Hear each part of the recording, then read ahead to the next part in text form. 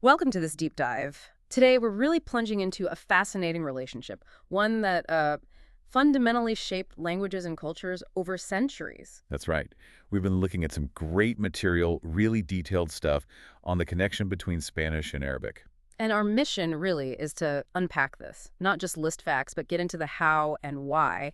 How did these two languages, from totally different families, get so tangled up? Exactly. And why does that connection still resonate today? Yeah. Because it's much, much deeper than just, swapping a few words here and there. Oh, yeah. The influence touches, well, pretty much everything. Daily vocabulary, sure, but also science, philosophy, art, even the landscape itself. Absolutely. And to really get a feel for that depth, we kind of have to go back to the beginning, to the historical roots. Okay, let's do that. The story really kicks off way back, doesn't it? Early 8th century. It does. Around 711 AD, you have Muslim forces, mostly Berbers and Arabs, crossing the Strait of Gibraltar, coming into the Iberian Peninsula. And this wasn't just a quick raid or something. No, not at all. This marked the start of, nearly 800 years of presence in the region they called Al-Andalus. 800 years. I mean, that's just a staggering amount of time for cultures to coexist, interact. And influence each other profoundly. And Al-Andalus, it wasn't just a territory on a map. The sources really painted as this major hub of Islamic civilization right there in Europe. Known for its learning, yeah. And maybe surprisingly for the time, a certain level of tolerance and innovation, too. Definitely. You had cities like Cordoba, Toledo, later Granada. Yeah. They just blossomed into these incredibly vibrant intellectual centers. And the sources talk about scholars, Muslim, Christian, Jewish, actually working side by side, collaborating. It was a real melting pot of ideas. And the fuel for all this intellectual fire was Arabic? Primarily, yes. Yeah. It became the lingua franca, you could say, not just for everyday chat, but Right. crucially for administration, for science, philosophy, literature. It really soaked into the cultural fabric of Al-Andalus. For centuries. For centuries, which inevitably leads us to the linguistic impact. Yeah. The words themselves. And the sheer number is pretty striking. The research we looked at suggests, over 4,000 Spanish words have Arabic roots? That's the estimate, yeah. Yeah. Over 4,000. It's a huge lexical contribution. That's not trivial at all. Not at all. And what's really interesting is how widespread these words are. They're not just confined to, say, religious terms or something specific. They cover everything. Like basic stuff around the house. Right. Food. Right.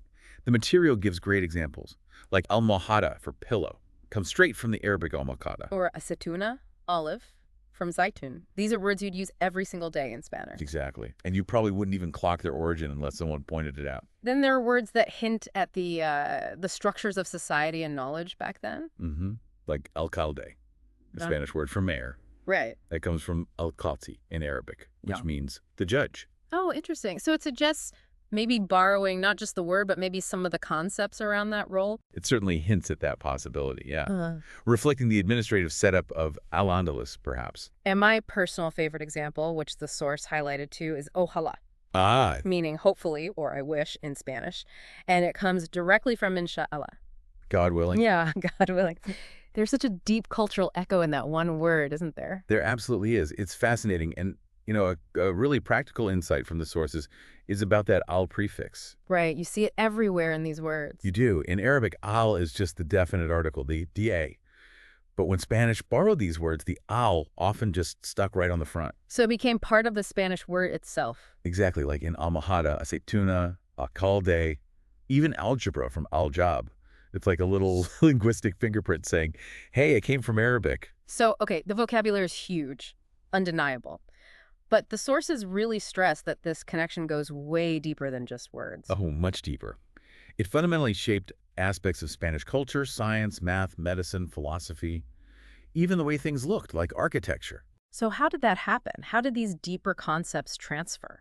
Well, Al-Andalus, especially cities like Toledo later on, became this crucial bridge, a conduit for knowledge flowing into Europe during the Middle Ages. How so? Because Arabic scholars hadn't just preserved ancient Greek texts that were maybe lost to parts of Europe. They'd expanded on them, made their own massive discoveries in science, math, medicine. Okay. And in Spain, particularly during translation movements, these Arabic texts containing both classical wisdom and new Islamic scholarship were translated. Not just into Spanish, though, right? Often into Latin. Often into Latin, yes. Yeah. which was the scholarly language of Europe at the time. So this knowledge could then spread much more widely. So Spain was like the translation hub for Europe, pulling in knowledge from the Islamic world. In many ways, yes. A huge amount of scientific, philosophical, medical knowledge poured into Europe through this channel. Think about something as basic as the numbers we use. Arabic numerals. Arabic numerals. They came into Europe via Al-Andalus. It's kind of mind-blowing. The numbers you use every single day took that path. Wow. And the sources also mention big names, philosophers like Averroes, Avicenna. Ibn Rushd and Ibn Sina, yes. Their works, translated from Arabic, had a massive impact on European scholasticism, on logic, on medical theory for centuries. So we're talking about foundational ideas here. Absolutely. And it wasn't just philosophy and science. The sources also point to influences on literature, particularly poetry. Andalusian poetry had its own unique style, influenced by Arabic forms. It really paints a picture of Al-Andalus as this incredibly dynamic crossroads. It really does. And, there's a growing recognition that this period of intellectual ferment in Spain, it wasn't just happening in isolation. It arguably laid some really important groundwork for the European Renaissance later on. By reintroducing classical knowledge and adding new perspectives. Exactly. Reintroducing and adding. It helped set the stage. And this history, it's not just buried in books, is it? You can actually go and see it in Spain today, especially in the South. Oh, absolutely. The cultural footprint is incredibly visible, especially in the architecture. It's stunning. The material highlights the big ones, of course. The Alhambra in Granada. Breathtaking. The Mezquita in Cordoba. That forest of columns. Incredible space. And the Giralda Tower in Seville. These aren't just old buildings. They feel like living symbols of that Islamic artistic heritage woven into Spain. They really are. Powerful, tangible links to that shared past. And it's not only the grand monuments. The sources mention subtler influences too, right? And things like food, maybe music. Yeah, elements in cuisine, certain musical traditions. People sometimes point to the connections with flamenco, though that's complex, and definitely in place names. The place names. That's like reading history on a map. It really is. Like the Guadalquivir River, the big river flowing through Andalusia. Its name is pure Arabic.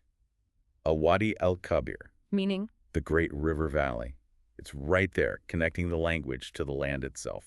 Okay, so you have this long period of, flourishing interaction, deep influence, but then things change dramatically. Yes. The Reconquista, the centuries-long process of Christian kingdoms pushing south, culminates in 1492 with the fall of Granada, the last Muslim emirate. And that marks a major turning point for the Arabic language and culture in Spain. A very difficult one. What follows is a period of, concerted effort to suppress Arabic language and culture. How did that play out? Arabic speakers, you had Mozarabs, Christians who'd adopted Arabic ways, and later Moriscos, Muslims forced to convert to Christianity, faced enormous pressure. Arabic was actually outlawed at various points. Communities were forced to assimilate, convert, or ultimately many were expelled. That's a really dark chapter, trying to erase that history. It is. But the key point the sources make is that despite these intense efforts, you couldn't just erase 800 years. The Arabic language and the associated culture had already left this permanent, indelible mark on Spain. But the roots were too deep by then. Exactly. Too deeply intertwined with Spanish language, culture, identity. So even after the suppression, that legacy endured. And how is it viewed today? Well, today, linguists, historians, Yeah. they generally recognize this Arabic influence not as some foreign imposition, but as an integral, essential part of Spain's heritage. Right. It's seen as reflecting this period. The sources describe as one of profound growth, dialogue, and human flourishing between civilizations, even acknowledging the later conflicts.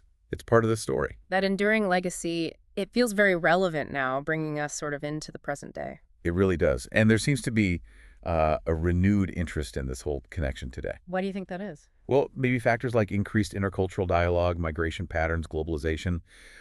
People are looking back at this shared Mediterranean history with perhaps fresh eyes or different questions. And you actually see it happening, don't you? The sources mention more Spanish speakers learning Arabic and vice versa. Yeah, there's a growing interest, partly driven by that shared heritage, that sense of historical connection across the Mediterranean. It really makes you think about language itself, doesn't it? I mean, Spanish is a Romance language from Latin. Arabic is Semitic, totally different families. Completely different roots. Yet they have these incredibly deep historical bonds that go way beyond just grammar rules. It's a powerful illustration of how language isn't this static, isolated thing. It's alive. It evolves through contact, through exchange, through people interacting. Mutual enrichment, really. Exactly. And the Spanish-Arabic relationship, it might be one of the most compelling examples anywhere of civilizations truly in conversation over centuries. It's a story about how cultural encounters, they don't just add words to a dictionary. They shape how people think, their identity, how they see the world. A really powerful narrative of connection, Yeah. yeah. One that survived even deliberate attempts to break it. So thinking about all this long, complex, intertwined history, it leaves us with a final thought, maybe for you, the listener, to mull over. Right. What is this deep, enduring connection between Spanish and Arabic, two languages from different worlds that became so closely linked? What does it tell us about the potential, maybe, for language and cultural exchange today? Especially in our own world, which feels so interconnected, but also often so divided. Can these kinds of connections still help bridge divides and maybe build shared futures?